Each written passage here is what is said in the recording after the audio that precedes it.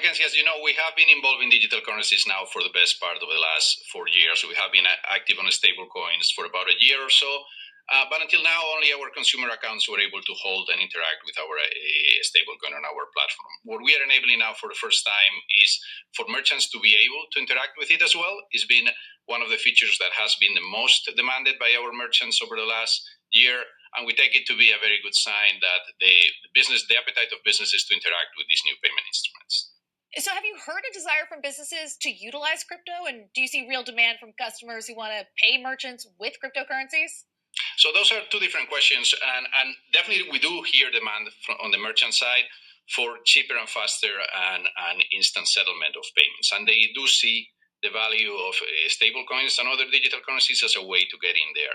I don't think, and we have said this for quite a while, that consumers in most of the Western markets and the US and Europe will be doing mainstream e-commerce funded by stablecoins right away. If you look at the use of stablecoins these days, it's mostly for crypto trading and mostly for cross-border payments. I do think that we will continue to see stablecoins for payments cross-border, and especially on B2B payment use cases. So a lot of the demand that we see from merchants are companies who want to pay their suppliers in something that settles instantly and is low cost, and chief financial officers that have complex treasury operations, and they want to make sure that they can move money around the world quickly and cheap. About the announcement this week. So VTAP gives the ability for banks to issue and manage fiat-backed tokens. And so one of the things that we've seen is really the growth and excitement around stable coins, which are now at an all-time high, around 170 billion in circulation. And we talk to banks all over the world that are really interested in figuring out how can they issue their own fiat-backed products. And so we're powering a lot of these capabilities for them, and excited to work closely with banks to bring new products to market. Well, I think you'll be walking into a virtual store, and most products will be virtual, even food and clothing and everything we need will be virtual. The era of three-dimensional printing is already coming, and we'll be able to download a design for clothing and then print it out, and there'll be open source forms of information, so open source clothing that you can download and then print out with three-dimensional printers at a few pennies per pound. So well before 2099, just about all the physical things we need will be information files. So already I can email you a book or a movie or a sound recording, and I can actually email you today a violin or a guitar, and you can print it out on your three-dimensional printer.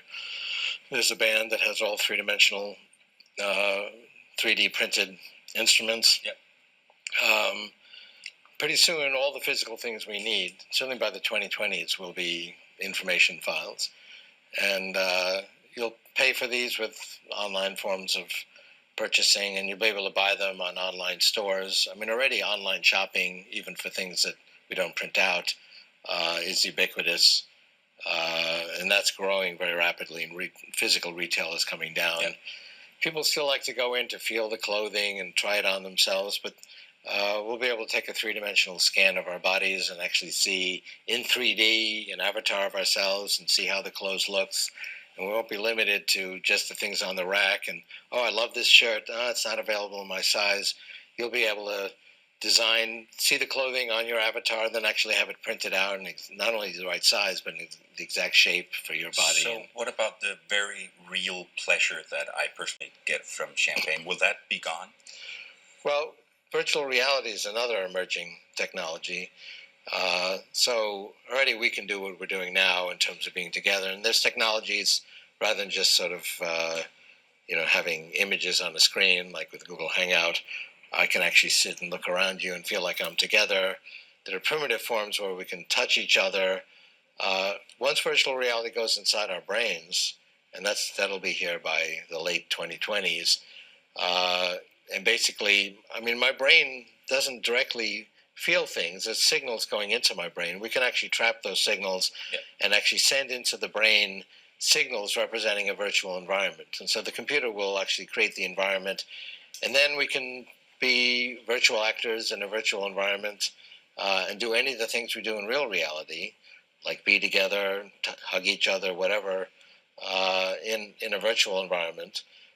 We can eat in a virtual environment and have that sensual experience because our brain is receiving these signals as if they were coming from the real world, but it's actually the virtual world. You'll have a body in the virtual world, but it doesn't have to be the same as your physical body. So if you go into something like Second Life today, already people have avatars representing them, and they can look different. Now, the avatars over here, although psychological experiments show that people actually identify with that avatar, but in the future, it'll actually be like this is my body and like I'm looking, but I'll actually have a different body. A couple could become each other, for example, and experience their relationship from the other's perspective. But you'll be able to do the things like eating that you do in real reality and have that sensual experience in a virtual environment. Emerging payment systems such as Bitcoin that changes the paradigm of who's controlling what. Well, Bitcoin is interesting because it's not just a payment system; it's a whole currency. But I mean, everything is going virtual, and already we pay for most things, even just using credit cards, PayPal, and so on. We pay for things online. That's going to increase over time. Our cell phones will be able to pay for things. So we won't need to handle currency or even carry physical devices around. We'll be able to pay for things virtually. The nature of currency is interesting. I mean, what is currency? It's an agreement of, it's basically a big agreement system among people that everybody respects. At the beginning, a lot of people didn't know what crypto was. I would try to meet with them, be an educational resource. One person asked me, isn't this all just some kind of video game? Now when I come to DC, it's really exciting. I mean, everybody obviously knows what crypto is at this point, and this discussion has advanced really to how do we pass clear rules, create legislation in the United States, because everybody in Congress has seen that Europe has already passed this kind of legislation, and the lack of clarity in the U.S. has really hurt America. A lot of this stuff has gone offshore. Consumers have been harmed. So there's now a broad consensus and excitement, I would say, in the Congress to pass legislation, and that's what I get to spend most of my time doing now. Tensions are high with the election coming up. I think one of the facts that I shared with them that's really resonated the most is that 1 in 3 voters have said that they're going to consider crypto in terms of who they vote for. And so the crypto voter has become a major part of this election now. At this Stand With Crypto event I'm at, they've signed up 1.4 million people who've raised their hand and said they want to elect pro-crypto candidates. And so I think just reminding people of some of that, how big of a factor that crypto is going to be in this upcoming election. I think success is adoption of understanding a domestic stable coin, stable token, and having a system that's transparent, that is fully backed by our short-term treasuries, that's dollar dependent. And I think one of the big things for me is to be able to bring back onshore a lot of our debt. Welcome to the Crypto Teacher. And guys, I come back with that video just to make you think. Don't forget to like and subscribe to the channel. And make sure you're joining the Patrons. If you're not a part of the Patrons, make sure you're hitting the Cash App. And don't forget to like and follow the TikTok. More videos to come, but I put up 5. And we see big corporations and big banks taking over the crypto landscape. And you heard from Visa and PayPal. But guys, we know from the beginning, big banks and big corporations have been funding crypto from the beginning. And I brought you plenty of videos proving that. Now we have Ray Kurzweil. And this video is old, probably about 8 to 10 years old. And then on top of it, if they're telling us that back then, that means it was 20 years before that. But Ray Kurzweil talks about virtual products, clothes, food, everything 3D printed. And then he also talks about avatars in the virtual world, which of course now we call the metaverse. And we know that technology is already ready. They just need that crisis in order to do things you normally wouldn't have been able to do. And remember, the Crypto Teacher told you. And we have Coinbase's Brian Armstrong on politics. And remember, that was the whole point of Bitcoin. Get rid of the banks, get rid of the politicians. And that's the reason why I always talk about the politicians. A lot of you ask why. Because it always ends up back with them, because their job is to push the NWO's agenda. And remember, the Crypto Teacher told you. And we have the governor of Wyoming talking about the stable coin, and we're going to see more states with their own stablecoin. And remember, the crypto teacher told you. And guys, we saw yield rates spike, and that means for the coming weeks, we know that the market is going to be volatile. Great for traders, but it's definitely going to be volatile. And remember, the crypto teacher told you, because he knows when it comes to the NWO, it's all planned out. You have a wonderful day. Yeah, well, I'll tell you, with 2-year note closed at 356 last Friday. At 10 closed at 375. So the numbers are staggering. When you sum it up, I understand the bond market move, because all of a sudden now the 50 basis point cut we were looking for in November seems to have all disappeared, and now we're down to 25 basis points. Yep, and bear flattening, as we were just talking. Going to a different economy, and we're going to be learning more about that as we go. But clearly, we're learning that things can be done from remote locations. We're learning that technology can replace people even more than we thought.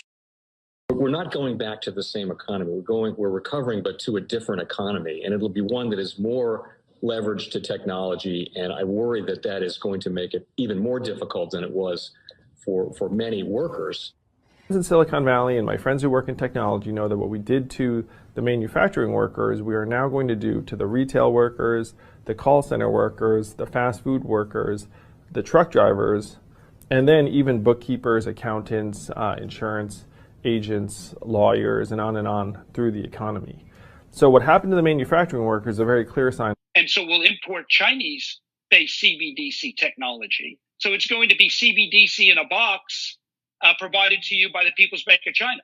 But every stock, every bond, every currency, every commodity, every piece of art, every private business, every piece of real estate will eventually be a token on a blockchain, an entry on a ledger, permanent and immutable.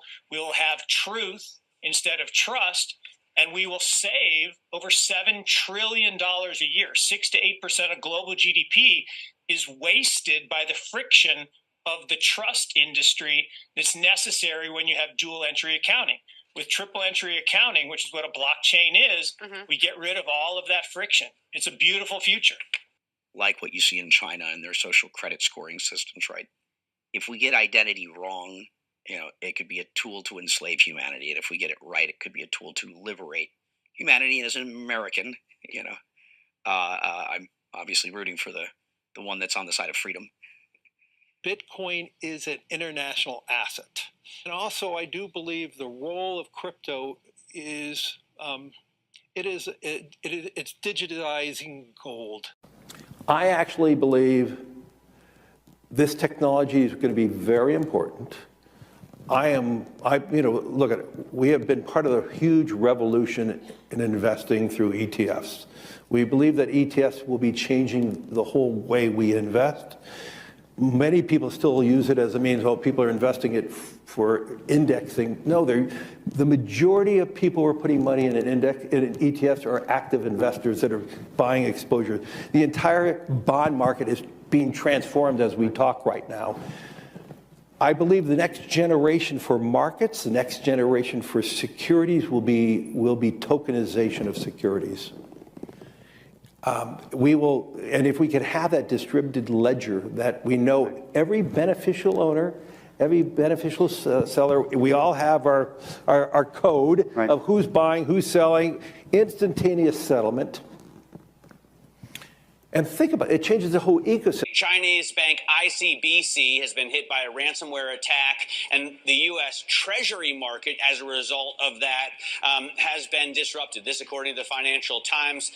We're getting more right now with Bloomberg's Shonali Bassick. Shonali, what do we know? Listen, we have the Financial Times now reporting that ICBC, one of China's largest banks here, was hit with a ransomware attack.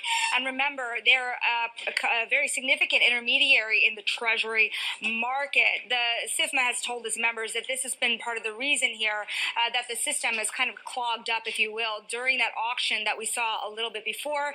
The attack had prevented ICBC, according to the Financial Times, from settling Treasury trades on behalf of other market participants. A large executive at a major bank also telling the paper that such a large party on the fixed income clearing corp creates major concerns, potentially impacting the liquidity of Treasury markets. Now, it was not just a poor auction. It was absolutely lousy, and You know, when the dealers have to step in to save a treasury auction, that's a rare occurrence. And Cryptoteacher and the New World Order book, plus the 3 Kids books. It's time to re-educate. Also, new to cryptos, Coinbase, Bitrue, Binance. Do not forget book links and crypto links are in the description. The stock channel, guys. Don't forget to go like, subscribe, spread everywhere. You have your Kobo, your chip stocks, your banking, your gaming. While everybody's sitting at home, get on stocks, the Seaver, the biotech stocks.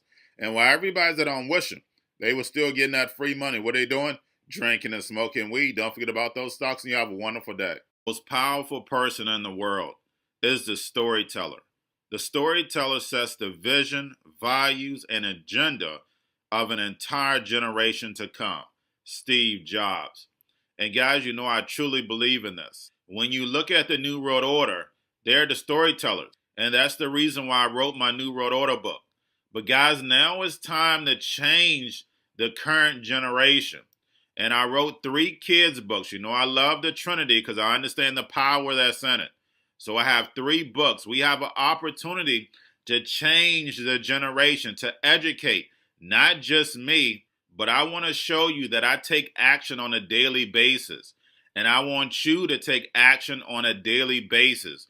Whether it's your job, whether it's in your community, we have an opportunity right now to educate the masses. I posted this on my Twitter account. Please share, but this is a short clip of the 3 books. There's going to be a clothing line and action figures. Please get these books for your kids, nephews, cousins, friends, so therefore we can start the re-education now. Because as we see, the 4th Industrial Revolution foundation is definitely here. Robots, algorithms, drones, taking humanity out the picture. We have to re-educate. But let's get into the video. Part 1. King Joshua and Grandma Tam save the village. Part 2. King Joshua and Grandma Tam save New York. Long COVID Stories 3. Part 3. King Joshua and Grandma Tam goes to China.